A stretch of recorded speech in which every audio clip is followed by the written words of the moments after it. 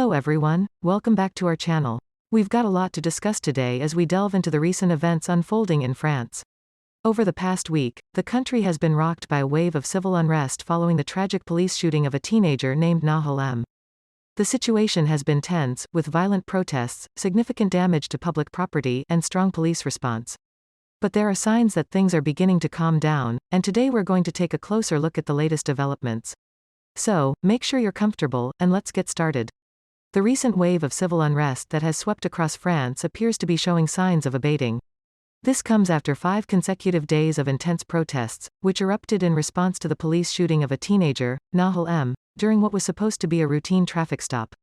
The incident sparked a wave of anger and frustration, leading to violent demonstrations that have rocked the nation. As the sun set on Sunday, there was a noticeable decrease in the level of violence compared to the previous days. The streets, which had been the stage for clashes between protesters and police, were quieter, and the number of arrests made by law enforcement was significantly lower. This marked a shift in the dynamics of the protests, suggesting a potential cooling down of the heated situation. Despite the relative calm, French President Emmanuel Macron is not taking any chances. He has issued a directive to the Interior Ministry, calling for a robust police presence to be maintained on the streets. This move is seen as a precautionary measure to deter any potential resurgence of violence and to maintain law and order.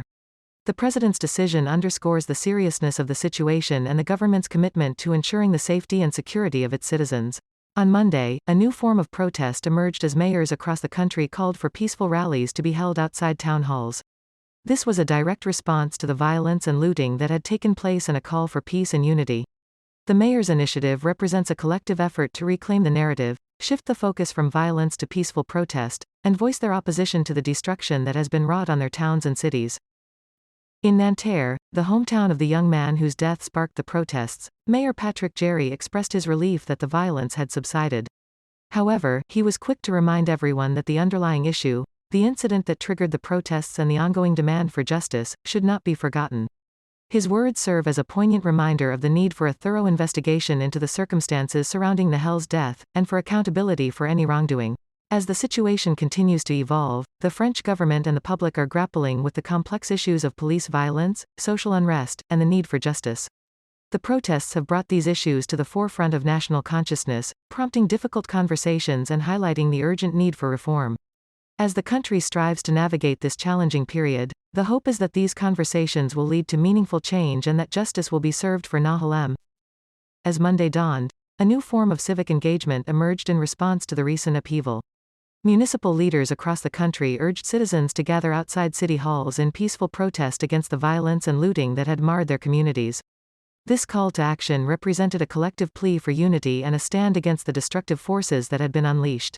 In the heart of Nanterre, the hometown of the young man whose tragic death had ignited the wave of protests, Mayor Patrick Jerry voiced his sentiments. He expressed a sense of relief that the violent demonstrations had begun to ebb, a sentiment likely shared by many of his constituents. However, he was careful to underscore the importance of not losing sight of the incident that had sparked this wave of unrest. His words served as a stark reminder of the ongoing quest for justice for Nahal M., a quest that had been overshadowed by the chaos of the past few days. As the day wore on, a significant gathering took place in the town of La Haye-les-Roses. Several hundred people congregated in a show of solidarity for Vincent Jeanbrun, the town's mayor, whose home had been the target of a horrific attack by rioters. The assailants had launched rockets at his wife and children as they attempted to escape, resulting in serious injuries, including a broken leg. This shocking incident was not just an attack on an individual and his family, but an assault on the very fabric of the community. It is currently being investigated as an attempted murder, a charge that underscores the severity of the crime. A visibly shaken Jeanbrun addressed the crowd, his emotions raw and palpable. He painted a chilling picture of the attackers, branding them as murderers. He recounted the terrifying ordeal his family had endured, revealing that the rioters had intended to kill his wife and young children by setting them on fire as they slept. His words served as a stark reminder of the dangerous escalation of the protests and the urgent need to restore law and order. Jeanbrun's speech was met with applause from the crowd, a sign of their support and solidarity. He went on to make a powerful statement, declaring that the events of the past week had not just been an attack on his family, but an attack on democracy itself. He called on the silent majority of citizens, those who had so far watched the events unfold without taking a stand, to rise up and say, "Enough is enough." His words echoed the sentiments of many who feel that the violence has gone too far and that it is time for peace and unity to prevail. As the day came to a close, the rallying cry for peace and justice continued to resonate. The events of the past few days have laid bare the deep-seated issues that need to be addressed, and the urgent need for dialogue and understanding. The hope is that these peaceful protests will mark the beginning of a journey toward healing and reconciliation. As the dust began to settle, the aftermath of the week-long riots started to become clear. The Île-de-France Transport Network, responsible for public transportation in the Paris region, reported that the damage inflicted by the riots amounted to millions of euros. This staggering figure underscored the scale of the destruction and the financial impact of the unrest. The damage was not just physical, but also symbolic, representing a breakdown of social order and a challenge to the community's sense of safety and stability. Sunday night marked a turning point in the unrest. The streets were significantly quieter, and the level of violence had noticeably decreased. However, authorities were cautious not to declare a return to normalcy prematurely. The situation remained volatile, and there was a recognition that it would take time for the community to heal and for normal life to resume. In response to the ongoing situation, public transportation services in the Paris region were suspended early on Monday night. This decision was made as a precautionary measure to ensure the safety of the public and to prevent further damage to the transport infrastructure. It was a clear indication of the challenges that lay ahead in restoring normalcy and rebuilding the community. In the midst of this, President Macron made a significant move. He requested the Ministry of the Interior to maintain a robust police presence across France. This was not just about ensuring law and order, but also about sending a clear message to the public that the government was committed to ensuring their safety and restoring peace. The term massive was used to describe the scale of the police presence, indicating the seriousness with which the government was taking the situation. The president's call for a return to calm was not just about ending the violence, but also about beginning the process of healing and reconciliation. It was a recognition that the issues that had sparked the unrest needed to be addressed, and that a return to calm would only be possible if there was a commitment to justice and reform. As the country grappled with the aftermath of the riots, the focus began to shift towards the future. The events of the past week exposed deep-seated issues and highlighted the urgent need for change. The challenge now was to channel the energy and anger that had fueled the riots into constructive dialogue and action. The hope was that the silent majority, those who had so far watched the events unfold without taking a stand, would heed Mayor Jeanbrun's call to say, "Enough is enough." The hope was that they would join the call for peace and justice, and play their part in shaping a better future for their communities and for France. As the week drew to a close, the country was at a crossroads. The path to healing and reconciliation would not be easy, but there was a sense of determination and hope. The events of the past week had been a wake-up call, a reminder of the urgent need for change. The hope was that this would be a catalyst for meaningful reform and a step towards a more just and peaceful society. The French Interior Minister, Gérald Darmanin, has confirmed the deployment of approximately 45,000 law enforcement officers across the country. This significant show of force has been in effect for the past 3 nights and is set to continue into Monday. This decision underscores the government's commitment to restoring peace and order following the recent wave of civil unrest. The impact of this increased police presence is already being felt, with a marked reduction in the number of arrests and incidents of violence and vandalism.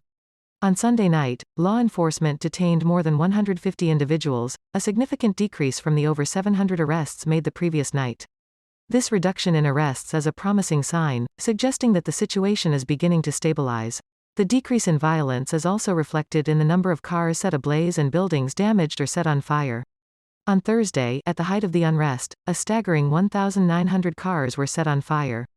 By Sunday, this number had dropped to 297. Similarly, the number of buildings damaged or set ablaze fell from over 500 on Thursday to just 34 on Sunday. These figures provide a stark illustration of the scale of the unrest but also offer a glimmer of hope that the worst may be over. However, while these figures are encouraging, it is important to remember that they represent more than just statistics. Each car set ablaze, and each building damaged represents a disruption to someone's life.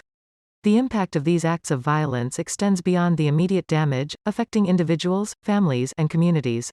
The task of repairing the physical damage and healing the emotional wounds will take time. The decision to maintain a robust police presence on the streets is a clear indication of the government's commitment to restoring peace and order. It sends a strong message to the public that the government is taking the situation seriously and is committed to ensuring their safety. However, it also underscores the challenges that lie ahead. The presence of law enforcement is a necessary response to the current situation, but it is not a long-term solution. The underlying issues that sparked the unrest need to be addressed in order to prevent a recurrence of the violence. As the country moves into a new week, there is a sense of cautious optimism. The decrease in violence and arrests suggests that the situation is beginning to stabilize. However, there is also a recognition that the path to recovery will be long and challenging. The task now is to maintain the peace, begin the process of healing, and address the underlying issues that sparked the unrest. The hope is that the events of the past week will serve as a catalyst for meaningful change and a more peaceful future. Over the weekend, the family of Nahal, the teenager whose fatal encounter with police sparked the wave of protests, made a heartfelt plea for an end to the violence.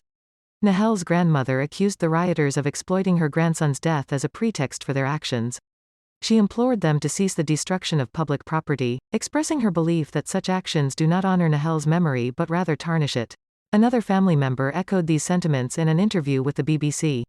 While they acknowledged the family's deep grief and anger over Nahal's death, they insisted that they had never wanted his death to be the catalyst for riots. Instead, they hoped that his tragic end would lead to a meaningful dialogue about the use of lethal force during traffic stops and ultimately to a change in the law. They believe that this would be a more fitting tribute to Nahal's memory and a more effective way to prevent similar tragedies in the future.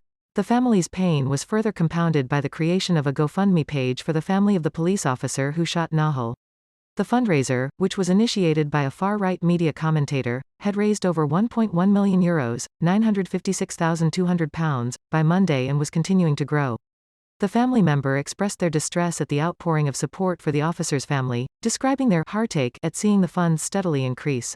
The fundraiser has been the subject of controversy, with several politicians criticizing its existence.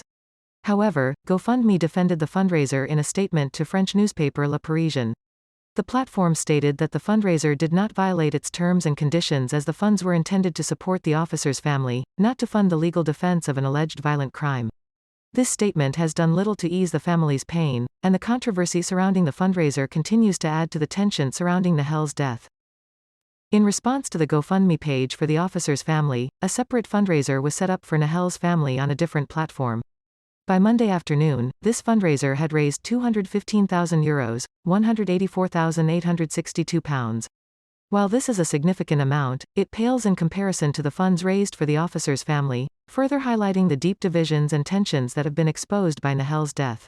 As the family grapples with their grief and the controversy surrounding Nahal's death, they continue to call for peace and justice. They hope that their pleas will be heard and that Nahal's death will lead to meaningful change. They believe that this is the best way to honor his memory and to ensure that his death was not in vain. In the wake of the recent unrest, French regional authorities have begun to announce various financial support measures to aid the recovery of looted businesses and hospitality venues. These initiatives are a crucial step towards rebuilding the affected communities and restoring a sense of normalcy. In Marseille, grants will be made available to business owners, providing much-needed financial relief. Similarly, funding in the Paris region will be allocated to restore public buildings that were damaged and looted during the riots. However, the road to recovery is fraught with challenges. One of the major concerns is the potential long-term impact of the violence on the tourism sector. The summer season, typically a bustling time for tourism in France, is just around the corner. However, the recent spate of violence has cast a shadow over the upcoming season. According to a tourism official quoted by French media outlet Le Point, up to 25% of hotel bookings in Paris have already been cancelled. This is a significant blow to the tourism industry, which is a major contributor to the French economy. The regional transport network for Île-de-France has reported that the riots caused €20 million in damage to public transport. The damage includes burned buses, a torched tramway, 2 damaged tramways, and destroyed urban infrastructure. François Riol, a spokesperson for the network, warned that the riots posed a real risk to France's image. This concern remains even if the unrest subsides, as many tourists are risk-averse and may be deterred by the recent violence. On Tuesday, President Macron is scheduled to meet with the mayors of 220 municipalities affected by the violence. This meeting is an important opportunity for the president to hear directly from the local leaders who have been on the front lines of the unrest. It is also a chance for the mayors to voice their concerns and discuss potential solutions to the issues that sparked the riots. As France grapples with the aftermath of the riots, there is a recognition that the path to recovery will be long and challenging. However, there is also a sense of determination and resilience. The hope is that the recent unrest will serve as a catalyst for meaningful change and a more peaceful future. The focus now is on healing the wounds of the past week, rebuilding the affected communities, and addressing the underlying issues that sparked the unrest. The journey ahead is daunting, but there is a collective will to move forward and to ensure that the events of the past week lead to a better future for all. And that brings us to the end of our coverage of the recent events in France. It's clear that the country is at a crossroads, grappling with the aftermath of the riots and looking toward a path of healing and reconciliation. The journey ahead is daunting, but there's a collective will to move forward and ensure that the events of the past week lead to a better future for all. We'll continue to keep you updated on this situation, so make sure to subscribe and hit the notification bell to stay informed. Thank you for joining us today, and we'll see you in the next video. Stay safe, everyone.